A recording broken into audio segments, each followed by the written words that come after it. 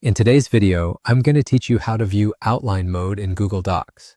If you've ever found yourself working on a document that's becoming a bit unwieldy and you're yearning for a way to quickly navigate and organize your content, then this feature is just what you need. Let's dive right in and see how you can easily access this handy tool. First, you'll want to make sure you have Google Docs open on your device.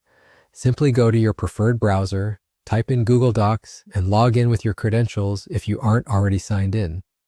Once you're in, open the document you'd like to work on. Now don't worry if your document is a little chaotic. We're about to make it much more manageable. As you look at your open document, take a glance towards the top left corner. You should notice a small icon that consists of 3 horizontal lines stacked over one another next to 3 dots. This is known as the menu or navigation icon, and it's exactly what we're going to use to reveal our document's outline. Go ahead and click on it. You will immediately see a sidebar slide in from the left side of the screen, which contains your document's outline.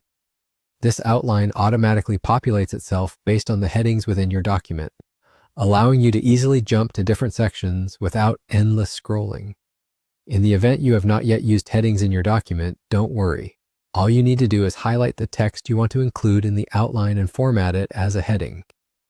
You can find the option to do this under the Styles menu, where you can choose different levels of headings, like Heading 1 or Heading 2, depending on how detailed you want your outline to be.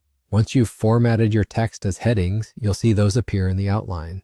This makes it incredibly simple to ensure your document is not only visually structured, but also navigable, saving you time and frustration. Now, if you want to tuck away the outline feature to free up a little more screen real estate, it's easy to hide it again. Simply click on the little arrow in the sidebar pointing to the left.